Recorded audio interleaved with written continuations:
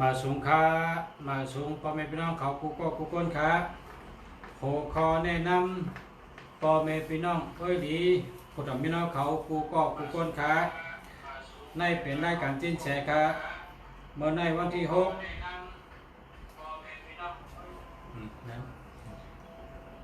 เมื่อในวันที่11 เดือน2 เหง19ครับออกรายการกูวันครับข่าวยาม8 โมงกลางค่ำครับเนาะทำตอบปัญหากูลองเกดีไทยจังแรงโหคอลองติดถามมีอยู่10 ข้อมันหนึ่งปัจจัยนะครับข้อที่1เขาติดถามว่าเมื่อพุกในเป็นวันตุสัตอีสังและตั้งตุสัตอีสังอ่านถูกแมนกันนะครับมันหนังก้นเกิดปีปางใต้ก้นเกิดปีเงือกก้นเกิดปีไก่ก้นเกิดปีลิงก้นเกิดปีเสือปีหนึ่งและปีหนึ่งปีละตั้งปีละแมนกันในเขาติดถามเป็นข้อที่1ครับยาวก็ข้อที่2เขาติดถามว่าเมื่อพุกเป็นวันทัดอีสังคาแล้วก็ข้อที่3ได้ถามว่าเมื่อพุกถูกดีใส่เสื้อโคสีสังฆาโกก้นทัดใจตกแลป้ายอยู่ดียุบย้อมข้อที่4เมื่อพุกถูกดีใส่เสื้อโคสีสังฆาก็ข้าเป็นเมตตาหักเขาพอถามข้อที่5ก็เมื่อพุกถูกดีใส่เสื้อโคสีสังฆาก็ข้ากล้าเม็ดไขมันมีน้ำเม็ดน้ำต้นหน่อยครับข้อถามข้อที่6ค่ะเมื่อพุกถูกดีออกคอออกเคินก่อจู้ไปตั้งหลายค่ะก็คือผีสังสัตว์กลหักเขามีเมตตาที่เฮานะครับข้อถามข้อที่7ค่ะเมื่อพุกถูกดีออกคอออกเคินก่อตั้งหลายค่ะก็คือกล้าเม็ดไขมันมีน้ำเม็ดน้ำต้นค่ะข้อถามข้อที่7ค่ะเมื่อพุกถูกดีออกข้อถามข้อที่8ครับข้อที่8ถามว่าเมื่อพุกถูกดีก่อจ้าพัฒนาเฮ็ดลองสังครับก็เป็นมังกรดีและปันพันดีบุญตาตัวเฮาค่ะนะครับข้อถามข้อที่9ครับเมื่อพุกนำถูกดีเฮ็ดมีสังดาไรครับ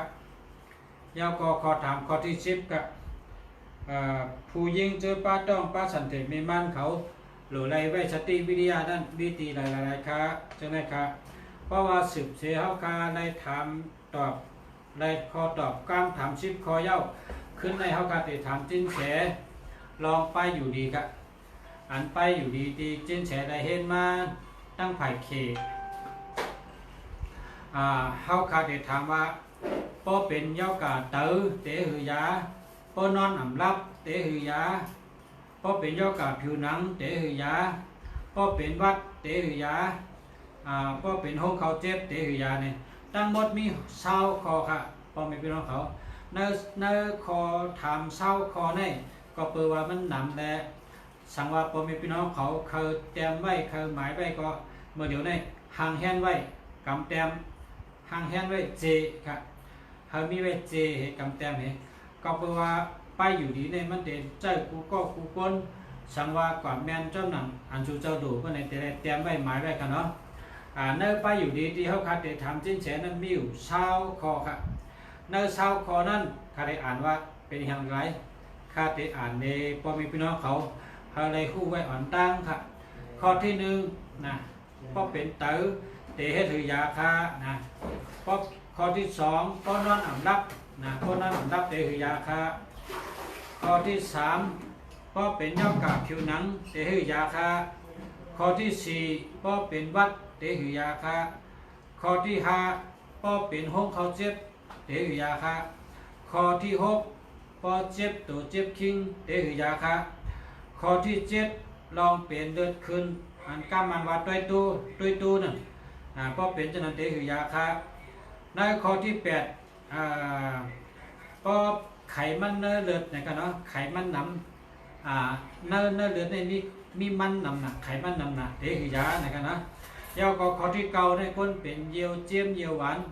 กำมันว่าซีเขียวยาวกานั่นเตะหือยานะแล้วก็ข้อที่10ลองเป็นเจ็บเป็นเย็นเตะหือยาข้อที่11ก็ต้องอ่ำกว่าลูกกินสังฆาให้เป็นต้องกว่าอะไรเหมือนแค่ต้องกันเนาะข้อที่12วิตามินอันดีเลเปิลนะครับเนาะวิตามินอันดีเลเปิลข้อที่13ยานั่นเท่านะครับนั่นเท่านั้นกี่กันเนาะ ข้อที่14ยาล้างสารพิษนะครับยาล้างอันที่ว่าเขากินยาเนื้อพักเยอะนั่งเขียวกินยาเนื้อเนื้อปลาอันที่เป็นสิทธิ์ยาเบื่อแรงกึดไว้ข้างไว้นั่นกึดไว้ขำไว้นั่นเพราะว่าเป็นผูกพักเนี่ยก็เป็นผูกมงเมียงมายากเป็นก็สิทธิ์พักเป็นป้อมหึงก้นเขาทำกะยาเอามากินนะเป็นสิทธิ์พักสิทธิ์เยอะนั่นก็เป็นห้องยาเบื่อสิทธิ์พักก้อยการมีเนื้อปลาเนี่ยประจำเลี้ยงเนื้อตั้งกินหมูก้นทำกับชื่อเนื้อมากินนะมันมีไว้คำว่ายาล้างสารพิษนะครับเนาะในกรรมประถมแต่อธิเปงแต่ว่าอย่างไรกันเนาะในทางข้อหนึ่งข้อที่15ครับยากินสานะครับพ้นเป็นกินสาในมันก็ห้องกินสานะยาวก็ข้อที่16ในเป็นเกลือครับเป็นเกลือดิบครับเนาะเกลือน้ำข้อที่17ผิวหนังหางดีนะครับถ้าผิวหนังหางดีข้อที่18ยาอัจฉริครับเพราะกินเขาต้องกับต้องเกลือต้องยึงต้องสัดกินเนื้อยาเป็นยาอัจฉรินะครับเนาะข้อที่19เนี่ยยาปอดนะครับเพราะเป็นปอดทำพิยาเนาะข้อที่20ปุ่นตาก้นเขาเลยอยู่จ่อเจอซื้อเจอมีดังซื้อเจอมนเจอตีให้คือค่ะกินจะเห็นอะไรค่ะได้กินได้อยู่ไม่จริงค่ะนะเขาค่ะแต่ถามจิ้นเชว่าเขาตุยดัดปันลองไปอยู่ดีปันพอมีพี่น้องผู้ถมนี่เนาะเขาเป็นของตอนมันมาได้ค่ะเนาะเย้าว่าอ่านเย้ารายการจิ้นเฉชิบอันนั้นเจจุ่มเย้าเนาะเพราะว่ารายการจิ้นเฉเย้าต้อง10ข้อในก็จะสืบไปอยู่พอมีพี่น้องเขานั่นก็คนตัวเองก็นำว่าครับย้อนเชิญจิ้นเฉครับคำว่าอุมาดัดต่อพอมีพี่น้องเขาครับมี4 ปาก50กองนำไปเตะครับมาไกลคนตัวเองนำหนาพัดลมนะเครื่องไม่หนาพัดตันไปแล้วนะคนตัวเองนำยินดียินชมค่ะมาสุงค่ะพอแสงลงเขาค่ะมาสุงค่ะสวัสดีครับแสงสว่างวัดนีลาแสงสว่างมาสุงค่ายากรนายทอนสวัสดีครับสวัสดีค่ะดวงดาวทองคำมาสุงค่าใจปาเนาะมาสุงค่ากูก้นครับเขาเปิดบางอันได้มันหันจื้อเนี่ยเพราะว่าเครื่องคันนี้มันเอาขึ้นดังหลังได้มันเลยตัวอันที่มามีทั้งนาคายรายการเราต้องตักพอมีพี่น้องเขาอันที่มีทั้งนาด้วยใครต้องตักกูก็ค่ะนะย้อนต้องตักกูก็ค่ะมาสุนกูก็ค่ะที่เขามาในรายการมาถอดมาด้วยเฮ็ดก็กันค่ะเนาะ วายเหตุจินเฉยเย้าเนี่ยนะพอจินเฉยเย้าอย่าเฉยเย้าชุดยอดชุดปลายเย้าก็พอชุดจินเฉยชุดเราเขาก็ได้สืบจากพวกเมืองดีสืบด้วยหมายพงด้วยหมายจักรลาดด้วยจู่กิ้งด้วยว่าปีในเป็นหือจู่เป็นหือลาเป็นหือใช่ไหมครับข้าวคา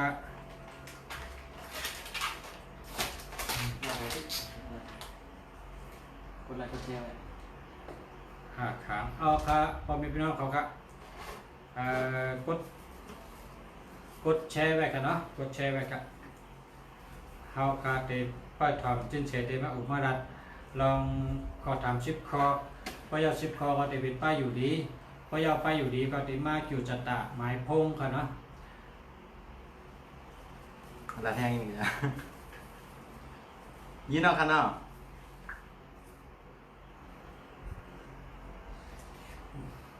โอ้ก็แข็งเอามาเลยครับ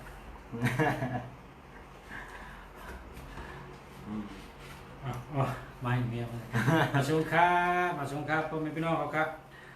นั่นเป็นรายการจิ้นเชครับมาชมพ่อแม่พี่น้องเขาทั้งกำกันเนาะผู้ขอแนะนำพ่อแม่พี่น้องโอ้ยดีผู้ถมพี่น้องเขากูก้นครับนั่นเป็นรายการจิ้นเชครับเมื่อในวันที่6ครับ11 เดือน2019ครับเนาะออกรายการกูวันข้าวยำ8 โมงกลางค่ำครับทำตอบปัญหากูเราเกดิตเธอแจงเรื่องนะครับผู้ขออนุคาเดถาม10ข้อมีหนังปัจจัยนะครับข้อที่1อาคาเดถามว่าวันเมื่อผูก ไม่ได้ยินไม่มีเสียงนางบัวอ่อนเจ้งตุงเปิดแห้งอินคันเลยลองเปิดแห้งอินตัวพุ่งดีสุดกันนั่นเอาชุดเขามาจำยินคนชุดเขาจำว่ามีเสียงชุดเขามาจำมีอะไรเยอะกำไรแต่เสียงสองยินเลยครับ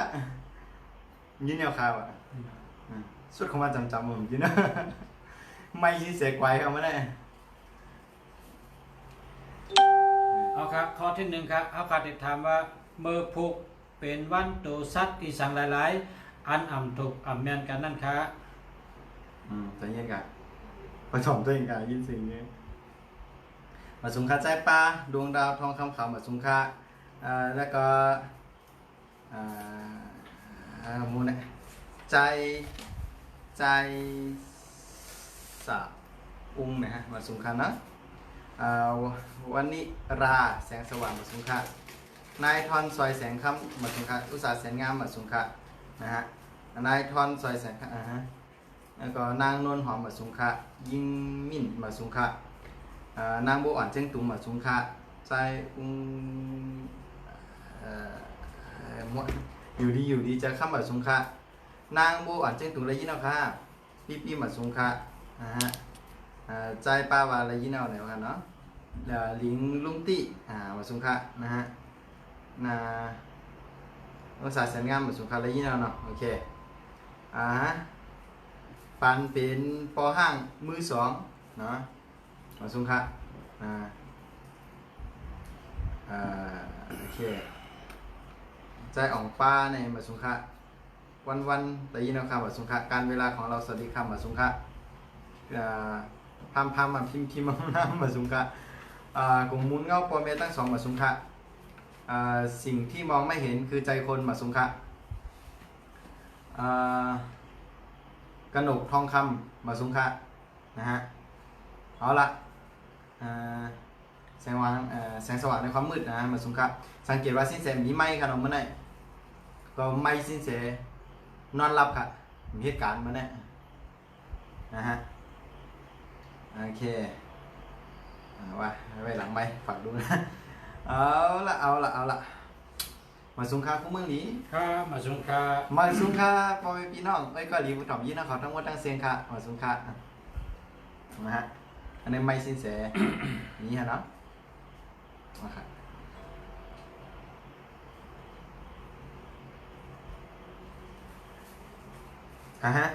คู่เมืองนี้สืบข้อถามเลยครับ ตอบข้อที่หนึ่งอะไรมันก็ถาม ฮะ เขาขาดถามข้อที่หนึ่งเมื่อไงครับกำลังขึ้นถามในกำกับกับเมื่อพุกเป็นวันตัวสัตว์ที่สั่งหลายๆ อันอ่ำถูกอ่ำแมนกันครับ เมื่อพวกค่ะตั้งเขเขานะฮะห้องว่าเป็นวันลิงค่ะนะฮะวันลิงอ่ำเมียนวันลิงซ้ำเป็นทัดคำค่ะเนาะอ่ำเมียนกันตั้งวันอ่ำเมียนกันตั้งสือนั่นปองว่านะฮะพวกเป็นวันลิงเว้ยอ่ำเมียนตั้งสือนั่นปองว่าเมื่อพุกเพราะเกิดปีลิงยาวก็ปีเสือจะว่าเกิดเมื่อพุกได้มันจะอันเพอเกิดปีลิงและปีเสือเพออะไรมีสตินะวันเมื่อพุกนั่นก็เปิมเมื่อพุกวันลิงและวันเสืออ่ำยันกันมีจังไหนครับพวกนี้เอาครับข้อถามข้อที่สองกับ เมื่อพุกเป็นวันทัดที่สั่งนะครับ เมื่อพุกครับเป็นวันทัดลินใหญ่นะฮะทัดลินใหญ่เป็นชื่อหือนะฮะอันเท่าสิ้นเสรัดข้อทุนหนึ่งนั่นว่าเมียนกันอ่ำยันกันเนอะเฮออะไรผู้ว่าเมื่อพุกก้นอันเกิดปีลิงและตั้งปีเสือในโหลและมีสติส่วนวันทัดสังนั้นเขามัดด้วยว่าเป็นวันทัดสังนั้นก็ส่วนหนึ่งเหมือนเขาสิ้นเสลาดว่ามือว่าทัดไฟใหญ่ไม่แห้งน่ะเหมือนไอ้ทัดไฟเล็กโอเคเป็นข้อแล้วนะ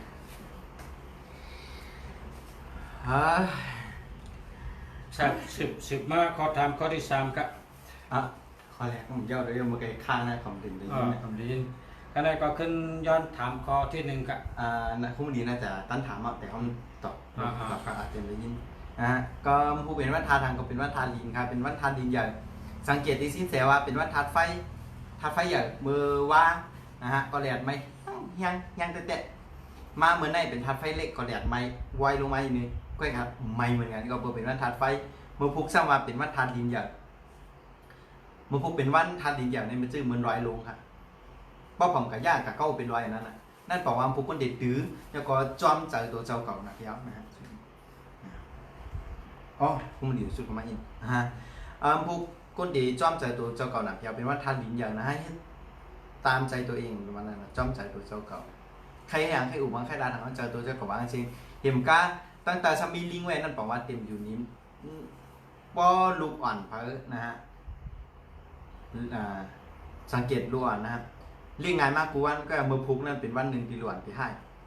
เราสุกสักน่ะกลุ่มล้ำจอมอย่าเพ้เช่นนั้นเลยไอ้จ้าอย่าเพ้เช่นนั้นเลยอีน่าเอาละเป็นประมาณนั้นนะฮะก็เมื่อพุกเป็นวันทานดินอยากครับนะฮะเป็นวันก้นตื้อเอาครับคำในขอถามข้อที่สองครับเมื่อพุกเป็นวันธาตุสังขะถ้าเจ้าเนาะ ขาเดียวครับเอากันเลยอันต่อครับข้อที่สามครับเมื่อพุกถูกดีใส่ซื้อโคสีสังขะก็ควรเจอน้ำอย่างก็เจอไปอยู่ดียุบย่อมและทัดใจน้ำใจตกจะนั่นครับครับเมื่อพุกถูกดีใส่ซื้อโคสีเหลืองเนี่ยนะครับเนาะแล้วก็สีกาแฟนะฮะปะทองสีน้ำตาลแล้วก็สีเนื้อสีครีมเขาเนี่ยนะฮะแล้วก็สีส้มจ๊อกนะฮะเพราะใส่ไรเสื้อไหนก็เมื่อพุกนั่นเตะเลยครับคอนดีมันหนักขอถามที่คุ้มมันดีถามเขามั่นนะครับเนาะเอาครับการในขอถามข้อที่สี่ครับเมื่อพุกในถูกดีใส่เสื้อโคสีสังขะก็คำเมตตาดีผีสังสัตว์คนหักเขาหน่อยครับเมื่อพุกนะฮะถูกดีใส่เสื้อโคอันเป็นสีขาวครับนะฮะแล้วก็สีเงินเฮอสีค่ำเฮอจำได้กันนะฮะเอาครับข้อถามข้อที่ห้าครับเมื่อพุกถูกดีใส่เสื้อโคสีสังขะก็กล้ามยัดไขมันมีสุนมีดับนะครับเมื่อพุกถูกดีใส่เสื้อโคอันเป็นสีเขียวครับเนาะสีเขียวนะฮะจะไหนครับเอาครับข้อที่หกครับเมื่อพุกถามเขามาอะไรครับถูกดีออกคอออกขึ้นกว่าตั้งแต่ครับก็ผีสังสัตว์ก้นหักเขามีเมตตาที่เท่าไหร่ครับนะฮะเมื่อผู้คัดถูกดีออกคอออกขึ้นใจซื้ออุ้งใจสาอุ้งอย่างนั้นก็ถามเขามาเลยครับถามเขามาแกการตั้นตอบวันนั้นนะครับเทพเมื่อพุกนะว่าตามตีคอตีคุ้มมือนีทำเขาว่านั่นก็ถูกดีกว่าตาเจียงจ้านวันออกซื้อๆค่ะเนาะเพราะกาเจียงจ้านวันออกซื้อๆนะวันเมื่อพุกนั่นนะฮะก็เดี๋ยวเลยครับนำตอนพรดีมันเหมือนหนังตีคอถามตีคุ้มมือนีทำเขาว่านั่นค่ะเนาะเอาครับเขาถามข้อที่เจ็ดครับเมื่อพุกถูกดีออกคอออกขึ้นกว่าตั้งแต่ครับเพราะกล้ามยัดไขมันไขสังก็มีน้ำยัดน้ำตัวครับนะฮะโลกาตั้งห้องซื้อๆค่ะกาตั้งห้องซื้อๆกันนะในวันเมื่อพุกนั่นค่ะพอใครอะไรครับนำตอนพรดีเหมือนหนังตีคอถามตีคุ้มมือนีถามเขาว่านั่นค่ะเนาะเอาครับข้อถามข้อที่แปดครับเมื่อพุกถูกดีก่อนจากปัทมะติเฮ็ดรองสังฆะให้เป็นมังกรดีและปันพันดีตัดตัวค่ะนะครับเมื่อพุกค่ะนะฮะเมื่อพุกตั้งปีต่างสิ้นเสตั้งปีต่างเขวนะฮะเลยห้องจื้อไว้ว่าเป็นวันไข่เนี่ยเนาะ วันไข่นั่นนี่ตีปอกมันปอกว่าการไข่เหมือนว่าไข่นั่นน่ะเหมือนว่าปืดนะเป็นวันอันปืดนั่นปอกว่าหางในเป็นวันหนึ่งนะเลอเซเป็นวันทานลินตีก้นตื้อก้อยกะเฮียอะไรเขาตื้อนั่นปอกว่าเขาจ้อมใจเขาเกี่ยวนั่นปอกว่าเมื่อพุกเป็นวันอันตีก้นดีเกี่ยวใจเป็นวันอันก้นเปิดใจแล้วก็นะฮะเป็นวันดีถูกดีกว่าจ้าปัทมาในการดีตั้งตัวตั้งใจตั้งตัวมาตั้งใจมานะฮะจากเขาดีเหมาการเหมาฐานนะฮะก็ตั้งตัวตั้งใจมาในการดีหาเงินหาคำนะฮะเป็นวันหลีที่เขาดีย้อนตีคอตีเมียเตี้ยวหยุ่มยำนับถือกับย้อนลูกย้อนเตานะก็ตีอะไรลูกถอดลูกเมียมาแล้วก็เป็นวันดีที่เขาตีย้อนเพื่อนห้องว่าย้อนจูกกำเฮอออกมันนะฮะย้อนจกย้อนหลับเช่นนั้นค่ะเนาะยังนั่นบอกว่าหางเทียงไหนบอกว่าเป็นวันดีที่เขาตีกับฮับตำแหน่งฮับยศซักฮับจันทานฮับอยากทูฮับปล่อยนะฮะเป็นวันดีที่เขาตีหาจื้อหาเสียงเพราะเขาเคยเป็นต้องหนำมาจื้อเสียงเขาในวันเมื่อผูกเฮ็ดตั้งดีค่ะเลยนะฮะเป็นเด็ดต้องหนำมาจื้อเสียงเขาไว้กึกปืนกันเนาะแล้วก็เป็นวันอันถูกดีโตก่อจ้าพระธรรมะที่เขาตีกับไว้เตียนเขาจุ่มยำนับถือนั่นค่ะเนาะนับถือเหมือนกันแล้วก็เป็นวันดีเดียวแต่หาตั้งหู้เรียบเย็นป้ายปิญญากูลองอ่านเฮาใครหู้นั่นย่อก็เป็นวันหลีป้าตัดติติแม่หอแม่เฮินแม่โคแม่ของเป็นวันหลีติติขุดลิ้นตังเสาหอเสาเฮินปกเสาจอมเป็นวันหลีติติเปิดแสงเปิดร้านเนี่ยก็วางเต็งมีจังไหนครับคุณเมืองหลีนะวันพวกนั่นอันดีเฮ็ดตั้งเสียงค่ะเอาครับมาพบเนื้อข้อที่เก่าครับ วันเมื่อพุกได้อันอ่ำถูกดีเฮ็ดนั่นมีสังอะไรครับ เมื่อพุกอันอ่ำถูกดีเฮ็ดนั่นค่ะเผาก้นตายแปดก้นตายพังก้นตายอันนั้นอ่ำดีเฮ็ดแตกๆกันนะวันพุกนั่นค่ะเนาะ เอาครับข้อถามข้อที่10ครับตามธรรมพุทธะคนยิงเจอปลาต้องปลาสันติมีมานเขาฉะนั้นหรือไรสติวิริยะมีตีอะไรครับ ฮะตั้งหอมก็จ้านกลมหยาบค่ะเนาะจะอันปองจะก็ไหวหน้ากับตั้งออกซื้อๆนั่นเป็นห้องตั้งออกก็เปิดไหวตั้งออกซื้อๆตั้งหลังเขาจะเป็นตั้งตุกเหยียดมือขอนไส้นั่นเป็นห้องตั้งหอมเหยียดมือขอนกาเป็นห้องตั้งจานพอจิ่งจานวันออกก็วันออกจิ่งจานมีกันไหนเป็นจิ่งตัดสื่อกันไหนเป็นห้องตาวันออกเฉียงใต้นั่นเป็นห้องจิ่งจานก็ไตเขามีหลายเซียนกันเนาะมันก็ว่าปองเจอมันก็ปองเจอเอาละอันปองเจอก็ซับแรงหึงปองเจอ เอาละมีจะไหนครับคุณมันดีเมื่อกี้คุณมันดีถามความก็ ข้อที่10ครับ ว่า คนยิง เมม่านค่ะเนาะ ในบ้านปลา โอเคหรือไรไว้สตีสองรองค่ะเนาะหนึ่งนะฮะห้องน้ำอันเท่าอ่ำต้อนเขาอ่ำต้อนเจ้าอย่าไปกับเขานะว่าน้องภูครับสองอย่าไปกับเรียนจำประตูลงประตูเล็กประตูใหญ่ก็อย่าไปเรียนนะฮะประตูป่องประตูก็อันเป็นประตูตั้งเสียงอย่าไปกับเรียนจำอย่าไปอยู่จำอย่าไปนั่งเตยอย่าไปใกล้ลันเขาลันออกนะเนาะมีจังไหนครับคุณมันดีอันเมม่านครับ เอาครับเอาครับได้เป็นข้อถาม10ข้อที่เขาครับอุปกันอยู่กวนครับพ่อแม่พี่น้องเขาครับเขาครับถามเมื่อในคุณตาใจวันมาพบครับมาพบได้ใส่เสื้อสีสังฆาให้กล้ามยัดขายมันได้ออกกาตั้งราคาให้กล้ามยัดขายมันได้ใส่เสื้อสังฆาเปิ้นฮักได้กว่าตั้งราคาเปิ้นฮักจังได๋ครับถามมีใน10ข้อกวนครับอันเฮาคารัดมื้อในนั้นรัดปันพ่อแม่พี่น้องเขาเชิญมาถอมยินก็ว่าตาใจตื้อวันมาพบครับกับในเฮาคาสืบลองไปอยู่ดีครับ อันไปอยู่ดีเฮาคาแต่ย้อนทำจิตใจอันใดเห็นมาไปอยู่ดีลองยาเถินยาเคอครับก็ตั้งมันปนว่าไปยาเซก็ตั้งไทยก็ว่ายาสมุนไพรน่ะตั้งเขเขาใน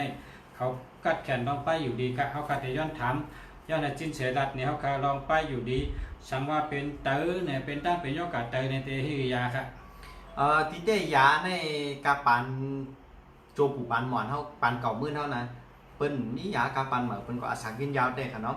ก็กายาในมันไตเฮานะเขเฮาก็นี่นะพี่น้องกูเจ้าคือเดี๋ยวมียาของเปิ้นของมันเปิ้นห้องยาหักไม่หักต่อที่เตนี่ยาในมันเป็นสัพเพราะว่ามันเอามาได้ถึงนะคือค่ะเนาะยาในมันอยู่จ้อมตัวเขาตั้งเสียงอ่ะมันก็คู่คอถามที่คู่มันดีถามเขามาเป็นคอแหกนั่นนะฮะถามเขามาเรื่องเต๋อ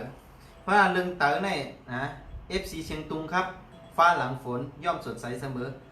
ขอบคุณครับมาสุงค้านะฮะนะเพราะพี่น้องเชียงตุงเขาได้ติดถอมสินแสหู้ลองเนาะพี่น้องเชียงตุงลงมาตั้งแต่คิดเล็กเนี่ยกอบสั่งไหนเนี่ยสินแสเป็นคนดักคิดเล็กอะ สินแสเป็นคนดักคิดเล็กอะเอาละการบำรุงไตฮะเนาะ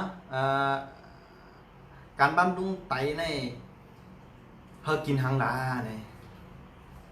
กินมันครับกินมัน เอาครับ กินมันในบำรุงไตครับเนาะมันเทศนะฮะมันเทศเพื่อความปลอดใจมันเทศกับกด Google ด้วยมันเทศเป็นชื่อเขาจ่องสิมีเขาย้ำกดเขาดิกดไหนกับอะไรเอาของคุณมณีกดมันเทศ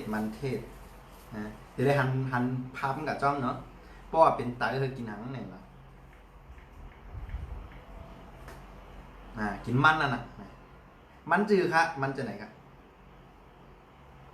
อันนี้เป็นห้องมันเทศก้อยกาห้องมีทางอันด้วยเดี๋ยวขึ้นในคนเนาะกุ้งเดียวขึ้นในด้วยFC เจียงตุงก็มากครับนะฮะเอาจมแต่พี่น้องเจียงตุงเอาโดยมีพี่น้องเขาตั้งนำกันเนาะลาสินเสลาดก้อนไตคือปีก่อนเลยไปมาลาดเลยสินเสก็อ่านหนาเต้ครับโปสินเสเป็นเขครับคู่เมืองดีสอนสินเสลิกใต้เนี่ยครับตั้ง2 เดือนก็จะถึงไม่ออกไล่ชดเนี่ย2-3 เดือนครับสอนได้คือไหนกล้าว่าไก่กอบไตไม่เนื้อกวนกล้าว่าไก่กอบไตไม่เนื้อกวนกล้าว่าไก่กอบไตไม่เนื้อกวนไหนตั้งวะแต่วันเนี่ยกาไก่ก็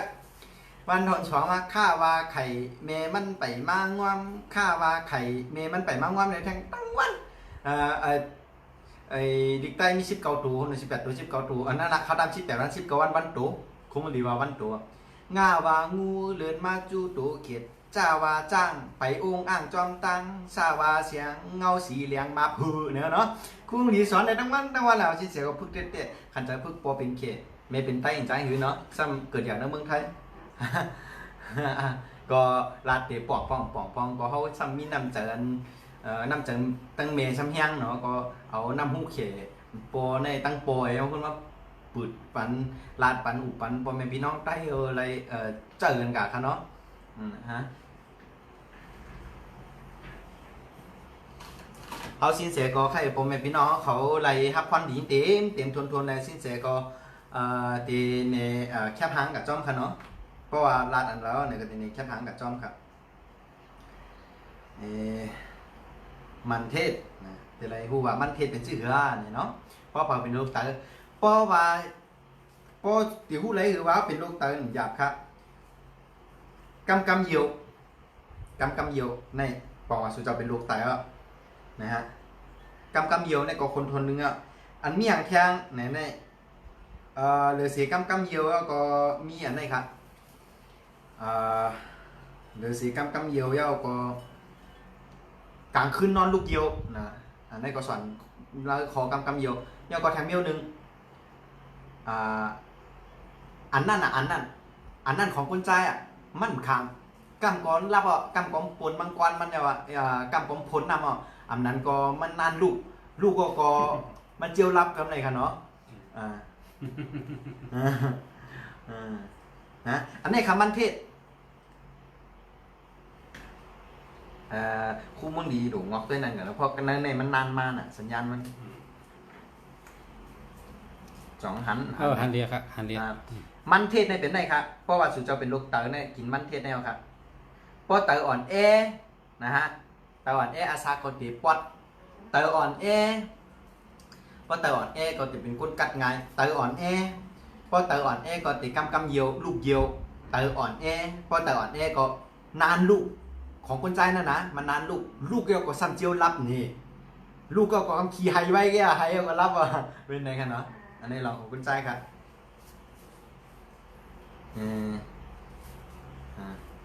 ครับถอนตีหางลงค่ะอ๋อค่ะยินจมค่ะแต่ว่าตั้งเราไม่แอวตี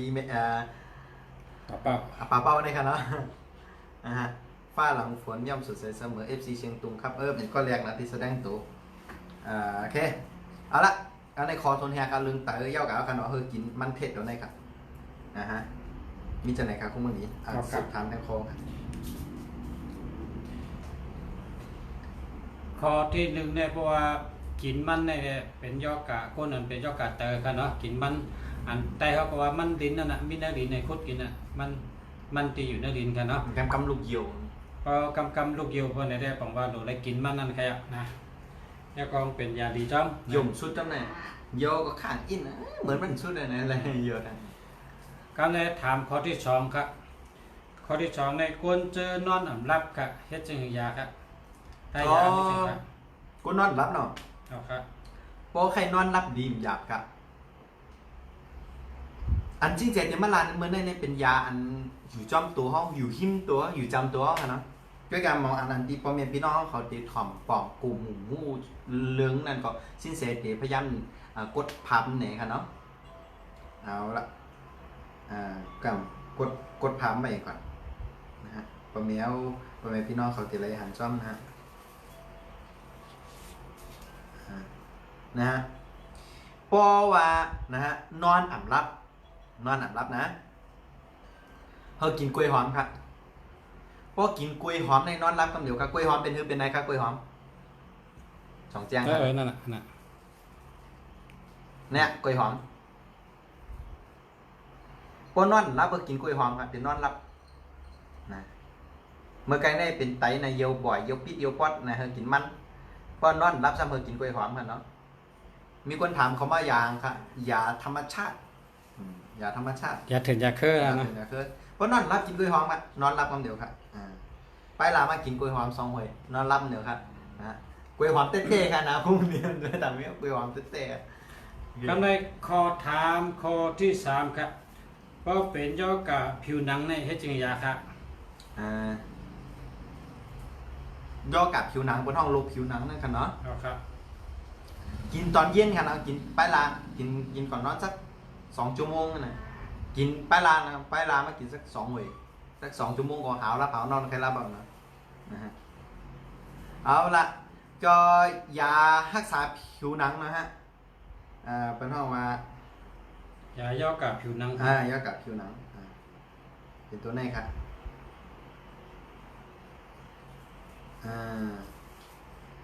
เมื่อเขาได้แต่ยามหันนะครับเนาะเอาตุ่มกินครับเนี่ยนะฮะ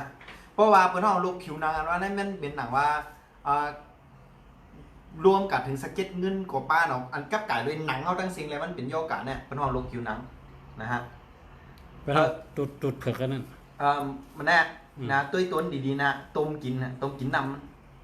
ำเพราะเป็นห้องแต่ดอกคาโมไมล์ไหนวะเนาะอันเนี้ยยาผิวหนังนะยาผิวหนังกำไรซ้ำเอามาตัวยานะครับ เพราะเป็นวัดให้ยาค่ะเนี่ยคนเป็นวัดนะครับ วัดนะ ครับ โอเคถ้าเด็กกดพามขึ้นมาครับนะเพราะว่าเป็นวัดนะฮะยาอยู่ในธรรมชาติ อย่าเด็กเมย์ อย่าเลิกมีจ่อมีค่ะอย่าเลิกมีเฉยชิ้นเสียก็แค่ไรแก่แน่ใจแค่ไรมีชิ้นเสียก็สูตรนะสูตรนะไปมีก็ฮักนะเขาแค่ว่าจ้าก็ต้องตักเขามาอะไรนะหน้าตาเต็มลมก็ค่ะซัมป้านาลายไข่นกคิดพานก็จะติดกันได้นะเอาละ เป็นวัดครับ เพราะว่าเป็นวัดนะเป็นวัดเธอกินนั่นเองค่ะนะฮะกินหมักพาค่ะมันเน่าค่ะ2 อันนี้คือนั่นน่ะ อันนี้ก็หมักพระแก้ม เพราะนั้นเนี่ยเธอกินหมักพาหมันเน่าครับเพราะเป็นวัดนะฮะฮะนั่นคือเป็นวัด เป็นวัดยาวครับเป็นวัดยาวครับก็ได้ทำตั้งเปลี่ยนโยกาห้องเขาเจ็บนะครับยอดชิ้นแฉวการัดนี่ได้เยอะยาครับเอาเป็นนำนะครับโยกาห้องเขาเจ็บ ห้องเขาเจ็บเนาะ ครับ เขาเจ็บเป็นห้องว่าลูกกระเพาะ ลูกกระเพาะ เป็นตัวไหนค่ะเป็นแน่ว่าเธอกินตัวไหนค่ะลูกกระเพาะอันนั้นก็ห้องเขาเจ็บในไปกดอันไหนเราปุ้ยน้องเขาหันได้ดีนี่กินตัวไหนค่ะ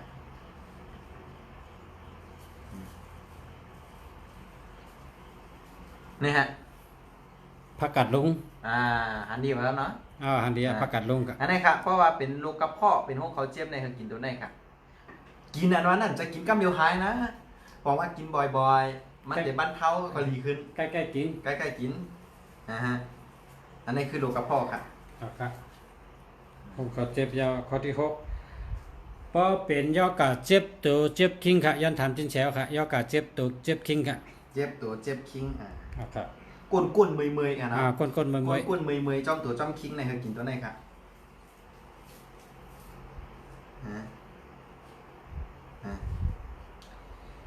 เฮากินขิงค่ะเฮากินขิงต้มกินน้ำขิงค่ะนะทุบต้มก็อะไรซอยต้มก็อะไรมันจะเพชรอินก็กลายเป็นยาดีค่ะก้นขึ้นก้นเมยๆเนี่ยนะ ไปหันดิเอากลางคนใจฟังเลยมาเลยขึ้นเที่ยงเนี่ยหันเนี่ยหันก็ได้อ่ะ เฮ้ยต้มกินน้ำขิงค่ะนะ ประมาณนั้น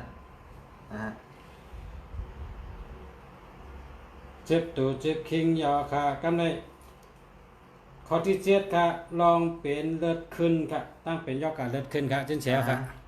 ลายยศอย่างเฮค่ะ โอเคเราสินเสโค่นในสินเสตีโค่นหาเอามีปุ่งเอาพับมาปั่นตัวค่ะเนาะดูเป็นเดี๋ยวว่าสินเสนากดตัวนั่นเยอะเนี่ยจะอันนี้เป็นปัญญาสินเสเห็นมาก็การสินเสเด็กกดเธอหันเมียวมาเป็นเมียวในหน้าเนี่ยนะฮะ หนีห้างกำเดียวกัน ในหางเพราะว่าเป็นเลือดสูงนะฮะเธอใกล้กินตัวไหนครับจอหันคือ หันนะครับ อันในเปิดห้องปักขึ้นใช่ในคำว่าเนี่ยนะพอไทยห้องกัน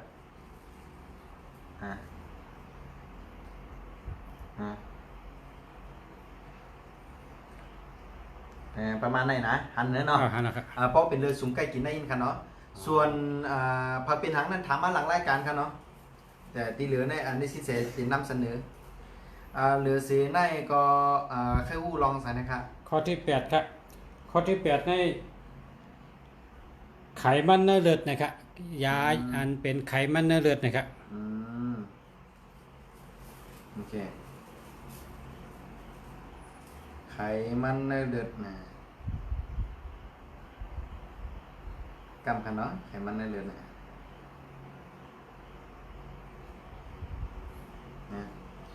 ไขมันในเลือดนะฮะจ้านเป็นไขมันอุดตันในเส้นเลือดจมนั่นตั้งเสียงนะฮะเธอกินตัวไหนครับสองหันเธอ มาแกมของ มั่วตัวดีๆกันนะเป็นห่อสันจาเนี่ย ใจมาแกมของจะ เป็นห่อสันจา หมักหางในเมือง ตั้ง ไต้ แถวห่อสันจา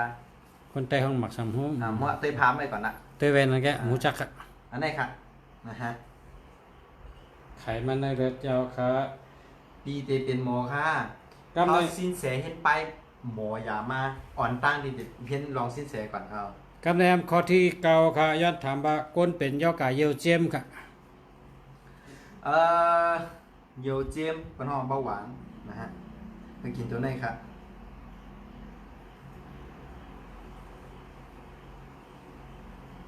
นะติกดเอาภาพอันใดขึ้นมาปันทันได้ดีๆเนาะนี่เนี่ยโอเคเธอกินตัวไหนครับนะเธอกินตัวไหนเป็นห่ออบเชยเนี่ยว่านะเพราะเป็นเบาหวาน ความไต้ห้องติดจะโปค่ะ ติดจะโป นี่ครับ ไม่หนึ่งไม่เข้าหนึ่งค่ะติดจะโปกำมันค่ะเนาะไม่เข้าหนึ่งหอมมาหอมค่ะอันนี้ ใช่ค่ะ ฮะ หันเดียว พอมีคนถามเขาว่าติดเป็นหมอผมจะปอสินแสปอของปอสินแสเนี่ยเป็นหมอยาลงครับเป็นหมอยาตั้งเมืองเขครับเนาะเป็นหมอยาธรรมชาติเนี่ยส่วนอันที่ปูนะเป็นห้องว่าปอทำหวานนั่นอันเป็นปอของเมทัลเขานั่นสั้นเป็นหมอยาไต้ค่ะเมื่อเจ้าปอเป็นเจ้าสั่งก็เรียกในเจ้าปอกินน้ำผึ้งในไม้หนาในนอนกรึกดีจองพลานอนเนี่ยปอเทาปอหมวนเขาเนี่ยเมื่อหยากันนะเมื่อช่วยเมียงศิลาเมื่อช่วยหยาเมียงศิลาเมื่อช่วยพวกอย่างนั้นกำไตเนี่ยก็เขาก็ป้อปียาเข็มคำจำเลยเนาะเมื่อช่วยบันกินเนี่ยกัดเย็นกับละอันนี้เพราะนั้นเนี่ยคือสินเสียเนี่ยเป็นคือสลับหมอยาคือสลับหมอยาเพราะนั้นเนี่ยสินเสียในเรื่องหมอยาในเห็นมันเต็มเลขแล้วครับส่วนสินเสียเนี่ยมาตั้งหลังเลยนะฮะที่เต้นในสินเสียเป็นหมอยาเอาค่ะกำในห้ามถามทางคองค่ะข้อที่10ค่ะข้อที่10ในยอกาตั้งเป็นเจ็บตัวเจ็บคิงค่ะย้อนในจินแสรัดนี่เองค่ะเจ็บเย็นค่ะเป็นเจ็บเป็นเย็นนะคะเป็นเจ็บเป็นเย็นค่ะพอตั้งไทยเป็นห้องอักเสบอักเสบว่านั่นเป็นทางก็นั่นหายนั่นแค้นเป็นจ้อมตัวจ้อมคิงแล้วนั่นหายจ้อมไหนเนาะคือใกล้กินน้ำผึ้งอันมันก็เอาน้ำผึ้งในตาปันครับบ่เป็นแนวน้ำผึ้งตาปันนะแผลนั่นมันเต็มอักเสบนะอันนี้ยาธรรมชาติสภาวะมันนั่นได้นะเพราะเป็นทางในก็รวบรวมก้าตามมันก็เอาน้ำผึ้งต้าปันนี่ก็พาปั้นไปถึงแผลมันจุ่มไปนั่นครับมันเต็มอักเสบครับสินเสหันเป็นรวมก้าตามในสินเสกะจอยยศยามาหลายก็ครับเนาะหอยมันก็หายกันเดี๋ยวครับเนาะพอวายมันอันนี้เจ้าไหนครับการในคำข้อที่11ค่ะลายยาแค่ต้องค่ะจินแสค่ะยาแค่ต้องค่ะโอเคมันน้ำพึ่งได้ห้องหลุดแล้วเนาะน้ำพึ่งได้ตีหูหังฝังมัน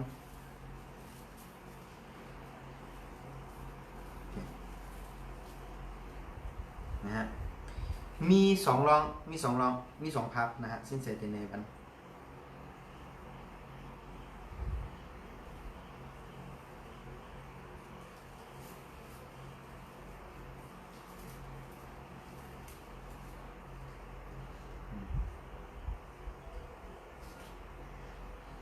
มี2ภาพที่ไหนโอเคได้เป็นยาที่ตีเพราะว่า3 วัน 2 วัน 3 วันเราคำขี้เจ้านั้นครับเนาะอันเป็นว่าขี้เกียนอันนั้นก็เป็นพวกต้องมันต้องเกลือต้องปิด มี2เมียวค่ะหนึ่งเปิ้นห้องว่าลูกพรุนลูกพรุนเนี่ยเดี๋ยวหน้าตาจะไหนครับใกล้กินตัวไหน สองหันเคย หันแล้วครับ เทียงอันนี้เป็นน้องว่ากระเจี๊ยบ กดแต่ของยุมติ ยุมาจิด้วยนะ ยุมติ ประมาณนั้นแหละกินตัวไหนกินตัวไหนก็ตัวไหนก็ส่วนหนึ่งเยอะแทงตัวหนึ่งฮะแทงตัวหนึ่งกินได้ดีเป้กันก็คือตัวไหน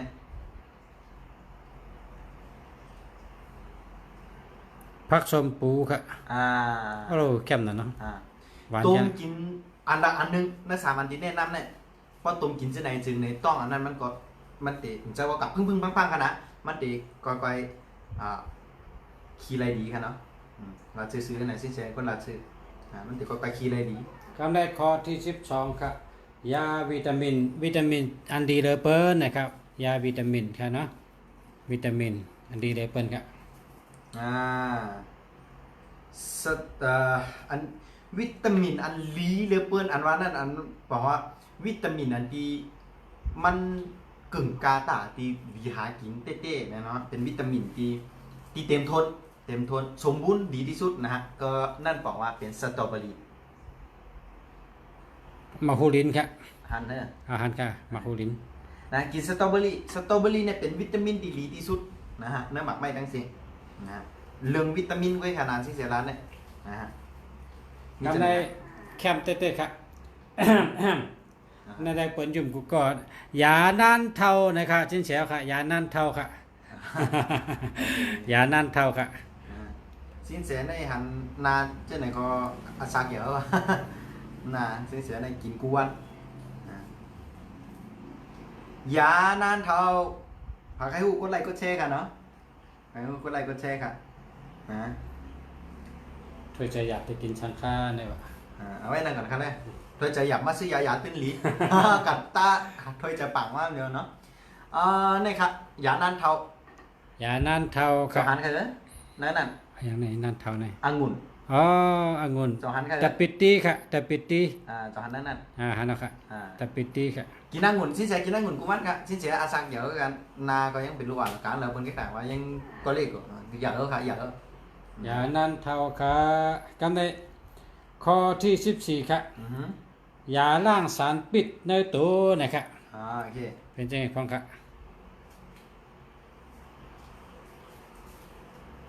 นะอย่าล่าสารพิษในตัว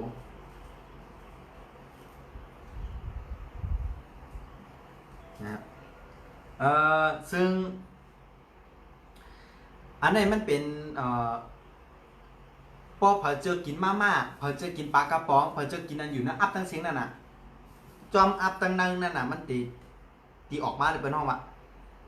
โลหะน่ะเพราะผักกินอันจ้าเป็นอาหารสำเร็จรูปอันเป็นเฮ็ดมานะอัพนะแอบนะเจนะกล่องนั่งเสียงน่ะมันเป็นมีสารโลหะน่ะเพราะนั้นเนี่ย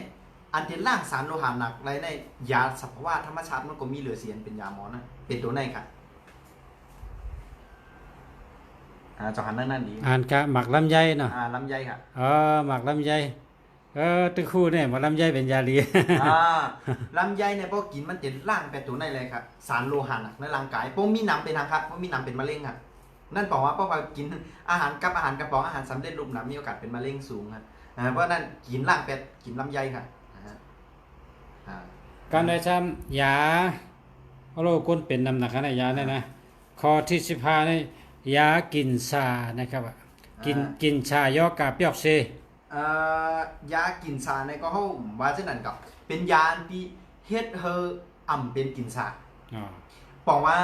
าเขาลูกกินแห่ไว้อำเภอมันเปลี่ยนในไรเปลี่ยนเนี่ยยาในเป็นแห่อันนึงเพื่อการได้กินไปหน่อยกินแห่อำเภอเป็นกินชาเป็นเอาครับกินตัวไหนครับพักมีฮอครับเปิ้นห้องว่ากระเทียมเนี่ยครับว่าคนไทยแต่พักมีฮอครับ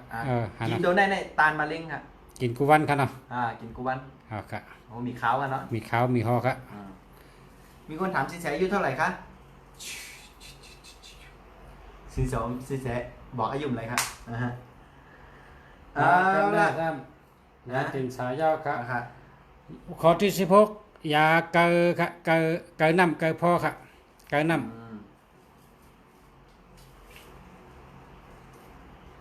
โอเค ตัวไหนกันเนาะกับเขาหาแคบพังนี่ไงโอเคอะไรมาเนาะอะไรมาไม่กันละเขาหาแคบพังกับกันเนาะ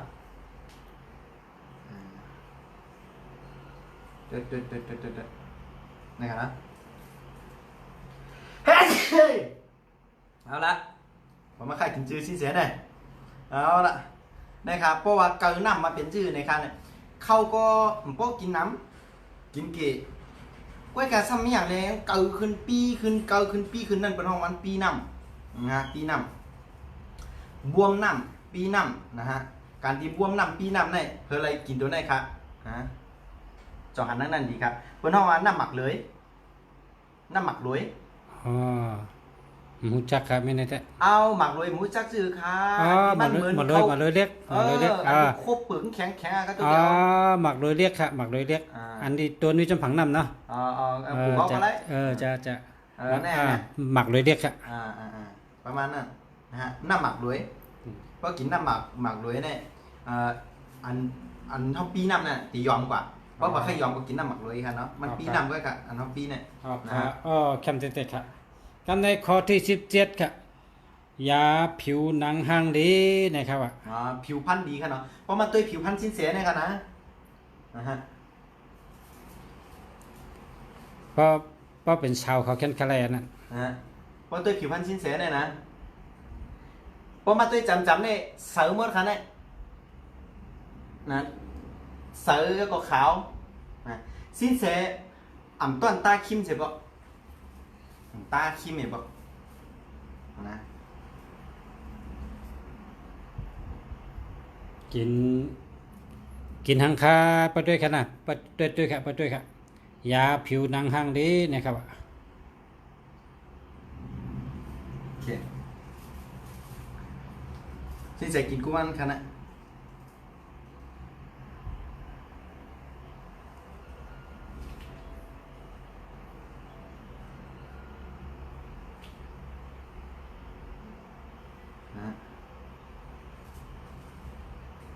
โอเค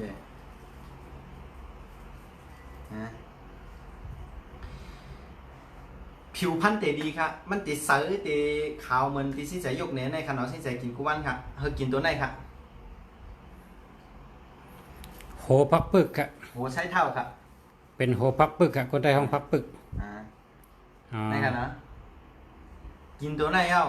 ผิวเตเสือดีครับเนาะหันเหนือมาแกนั่นในยาวครับโหพักปึกขาวครับ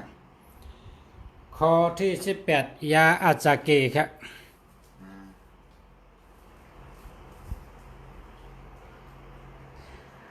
เพราะว่าเปิ้นห้องว่าอาหารย่อยเปิ้นห้องขาดวิตามินจำนั้นครับเนาะอะไรกินนั้นไหนครับอาหารย่อยนะอาหารย่อยเป็นชื่อข้าวในจานก้นเผือกก้นเหลืองนั่งสิงจานก้นขาดวิตามินนั่งสิงอะไรกินตัวไหนครับสิ้นใจกินกุ้งวันครับนี่ก็มะเก๋งครับสับปะรดมะเก๋งเป็นยาอาจาเกะครับโอเคคำในข้อที่19ครับยาปอดนะครับเพราะเป็นปอดกันเนาะเพราะกินเอาเต็มเป็นปอด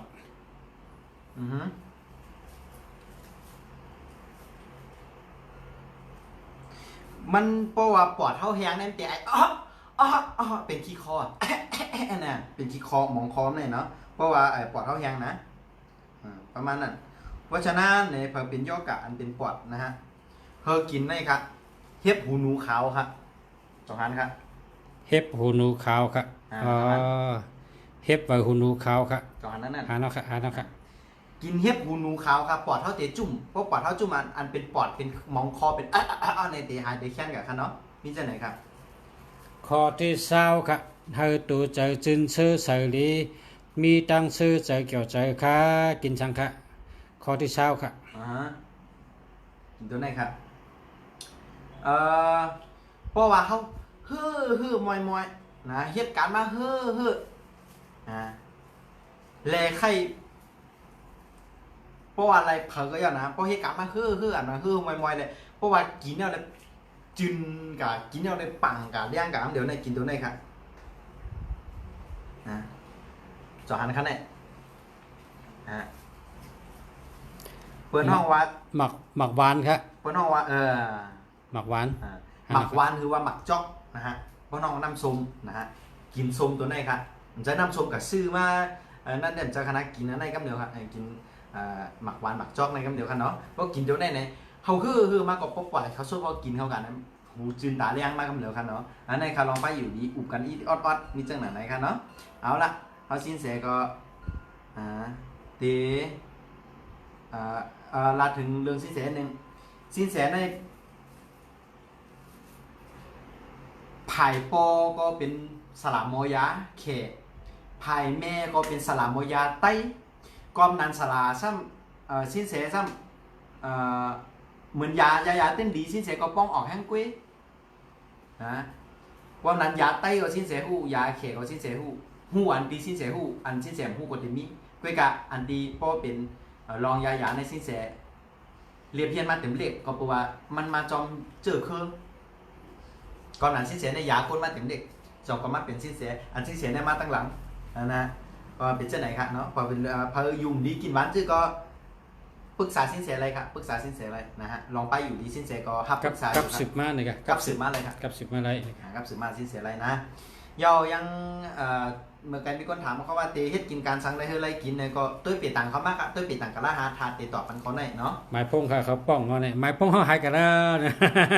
เด้อครับแลขยามมาครับเด้อขึ้นถามมาขึ้นครับส่วนถามเขามา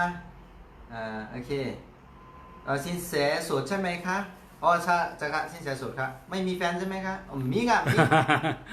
ไม่มีเมียใช่ไหมคะมีแฟนหรือไม่มีล่ะนะฮะจีบได้ไหมคะ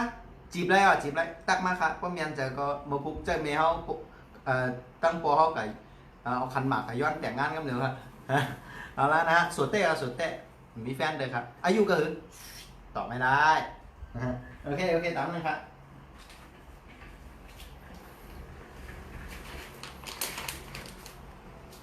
ขอมานะครับ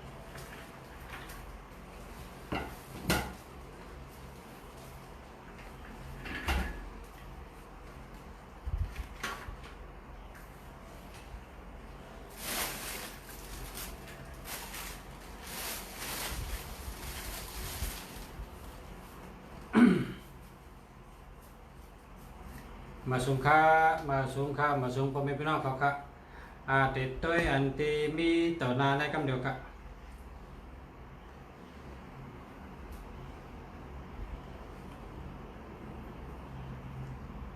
เรื่องที่ใด099302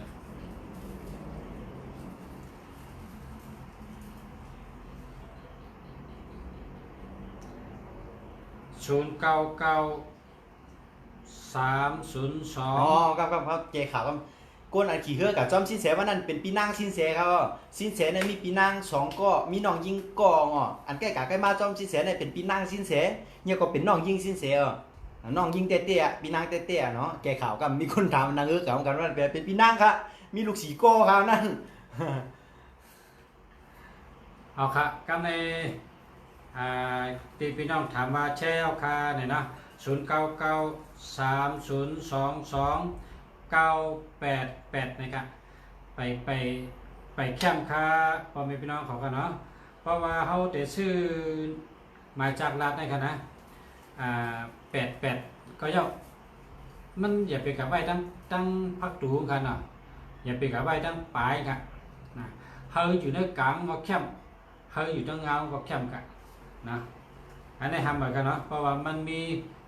302ครับทำเหมือนกันเนาะยินจมค่ะที่กดแชร์ไปเนาะยินจมเตะๆค่ะอันนี้ก็วันนี้นะครับเนาะ0846820291อันนี้ก็ทำเหมือนกันเพราะว่ามันมี02ครับแล้วก็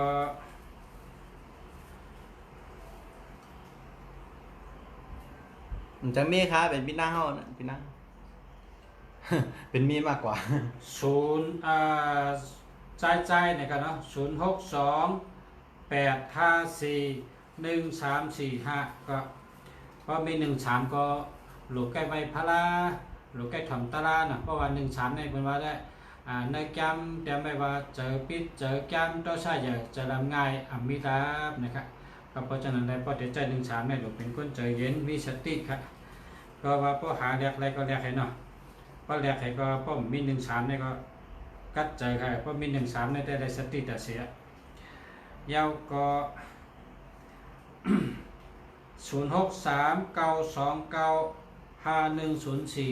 ก็มี104หามาก็ไปผ่านก็นางโบอ่อนเจงตุงในกันเนาะอันนี้มันเพราะก็ซื้อในเฮงมีศูนย์ตัวเดียวไว้กันนะศูนย์ในให้มีตัวเดียวไว้ศูนย์เนี่ยเอาตัวเดียวกันนะศูนย์เพราะว่าศูนย์นำในเป็นทางในศูนย์นำในเป็นย่อกะง่ายแล้วก็ใจก็ปกติแล้วก็เงินโฮกับเพราะฉะนั้นได้ศูนย์ให้มีตัวเดียวไว้กันนะ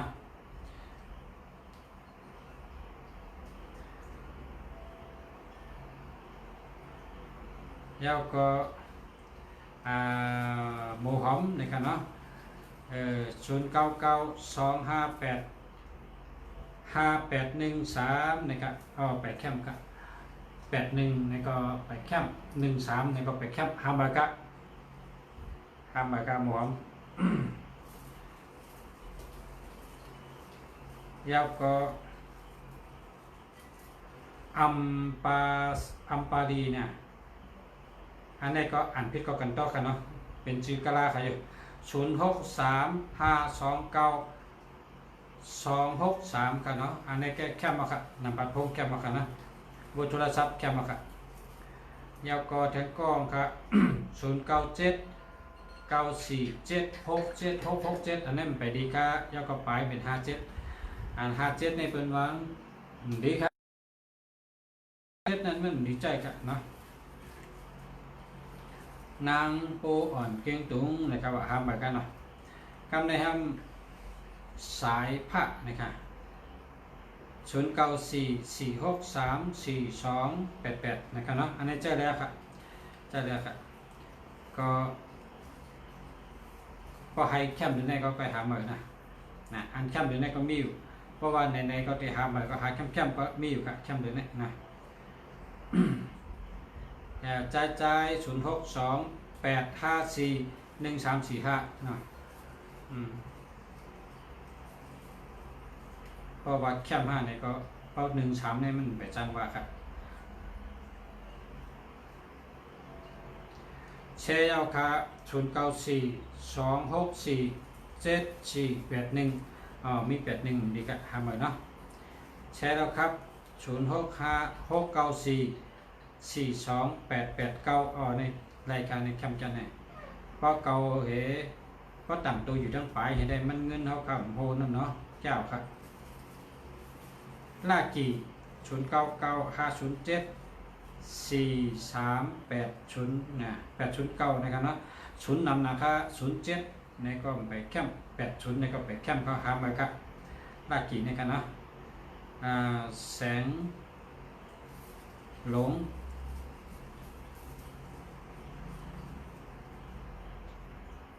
อัน แสงฉลงนะครับอันนี้ก็0990789545เพราะว่ามี07เองแต่กายใหญ่เท่านั้นเนี่ยใกล้กับ07เนี่ย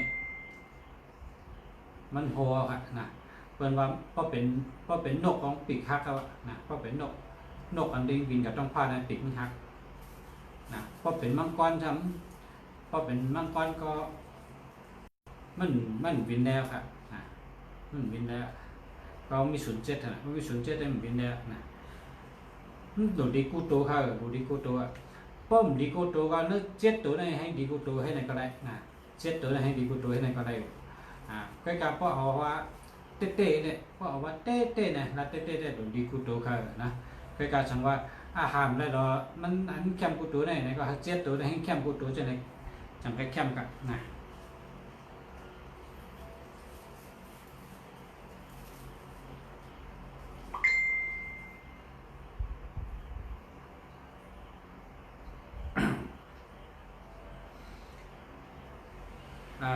ปีลาเซล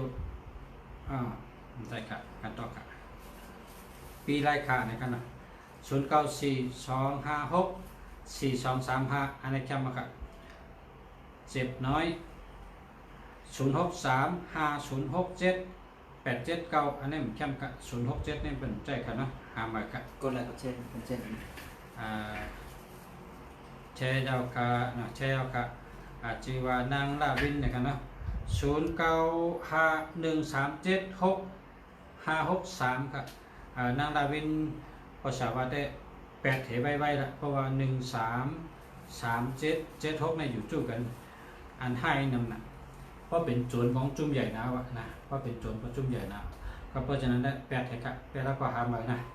ลาวินนะนางลาวินกะแชร์ยาวกะนี่นะแชร์ยาวคาเก่าพิษเจอตีหักยาคนพิษนะแชร์ยาวคา063352 ตกใจ แล้วก็0291นะครับอันนี้ไปแคมป์ค่ะอันที่ว่ามันเก่าพิษเจอเนี่ยนะแชร์ยาวคาในครอบเจอหนำติแชร์ยาวคาก็การอันหมายพงจอในจะเป็น202ในไปแคมป์กันเนาะทำมาค่ะนะเมื่อไกลลุงชาคู่เมืองดีอ่านว่าเขาพิจเจอเนี่ยจิ้นเฉยตกใจว่านางก็แหงถามว่าข้าลาพ่อมีพี่น้องเขาข้ามลาข้าอ่านจนจีก็นั่นใกล้กะนะจีเผ็ดจีได้ก่อค่ะยาวก็ใจเนี่ยครับใจใน0947933760ค่ะทำไปค่ะเนาะใจค่ะไปแคมป์ค่ะ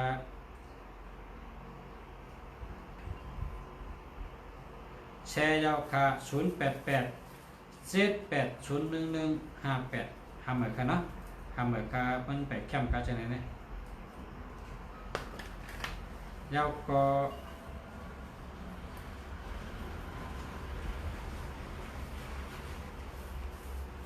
แชร์บันทึกกันเนาะแชร์บันทึกหมอกก่อนไต้เกิดวันพุธอาศัก31 ปีเกิดปีสังฆาเนี่ยเนาะ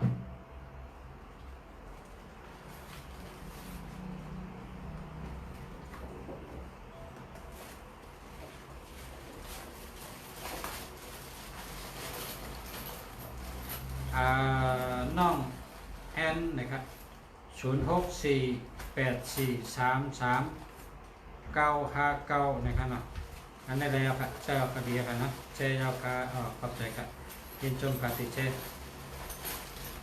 ชร์แล้ววัดนิลาแสงสว่างขอบใจครับ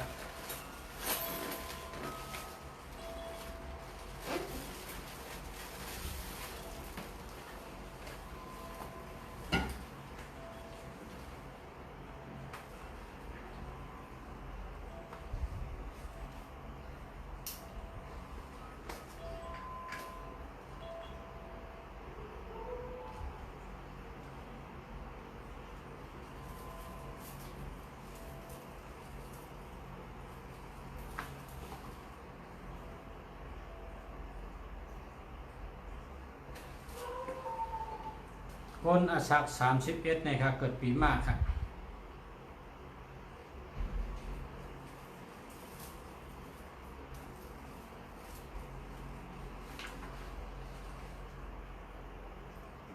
เกิดปีมากเป็นทัดไพ่ครับ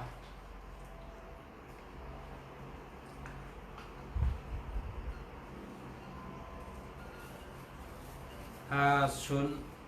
พิมพ์มีพิม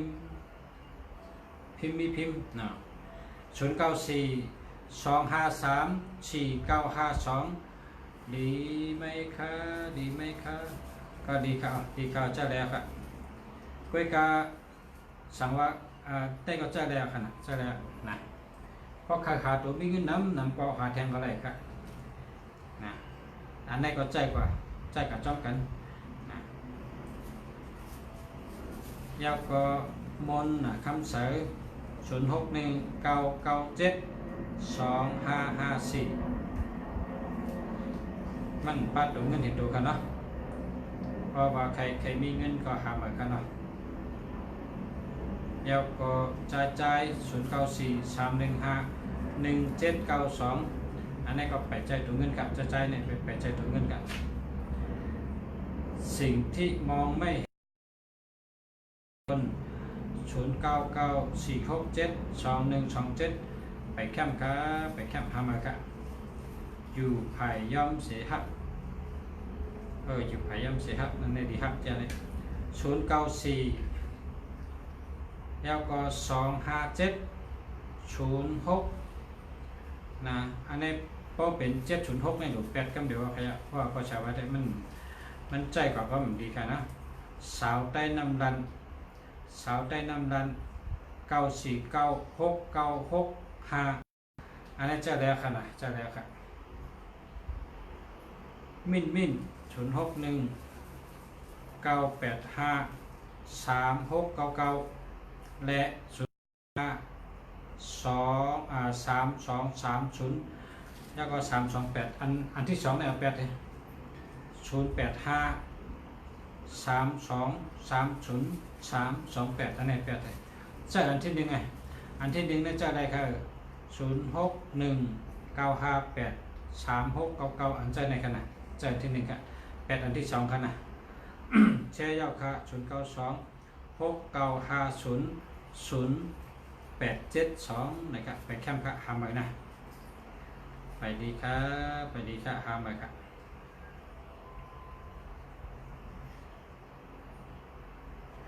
ซื้อจอมอันเป็นอยู่0619025725ไปป้าตัวเงินค่ะหามานะหาที่ป้าตัวเงินมันเพราะว่าใครมีเงินเนี่ยหรือป้าตัวเงินค่ะให้มีคูก็ได้2คู3คูนั่นแค่นี้ตัวเป็นตัวมีเงินก็ได้มีอยู่422426635669นะ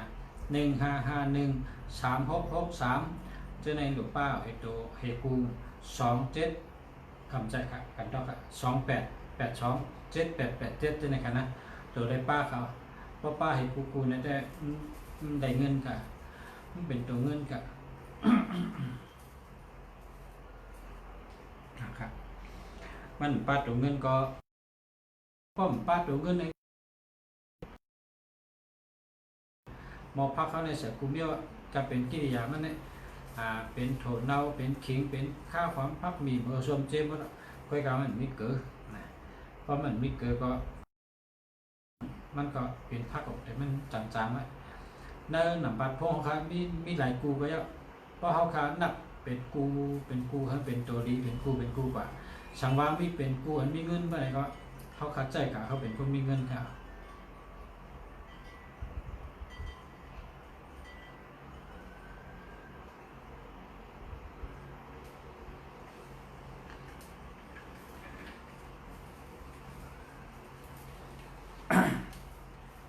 มาสุมค้าพอมีพี่น้องเขาค่ะเมื่อพกมาพบกันใหม่เนาะเมื่อพบกันใหม่ค่ะเมื่อไหร่ก็กันได้กันก็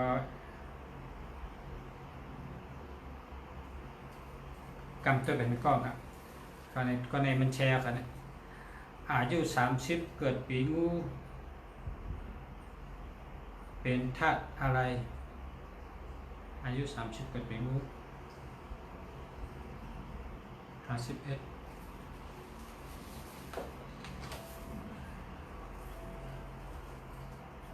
เป็นธาตุไฟครับเป็นธาตุไฟครับ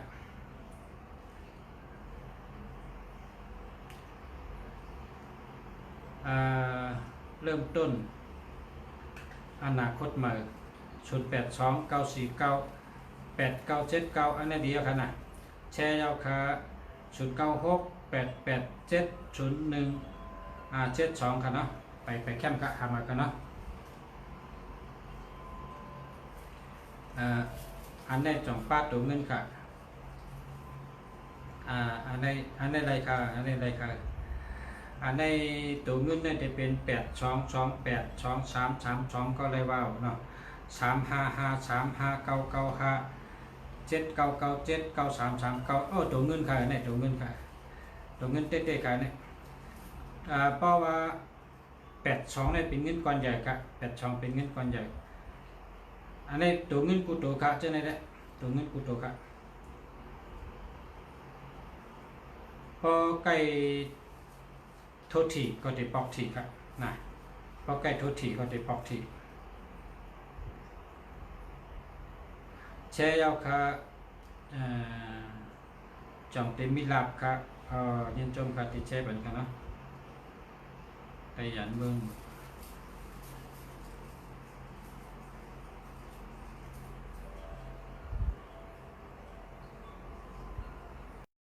ยันเบิ่ง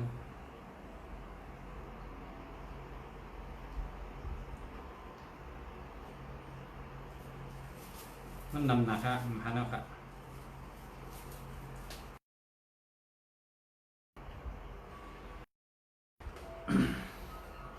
พบกันทั้งวันบ่ายครับวันไหนก็กันได้กันเนาะไปพบกันทั้งค่ะในรายการชื่อแชร์ครับผมเป็นพี่น้องขอกาย้อนช่วยอยู่ดีมีเงินทางดีเกิดปืนกูก็กูก้นค่ะมาสูงค่ะ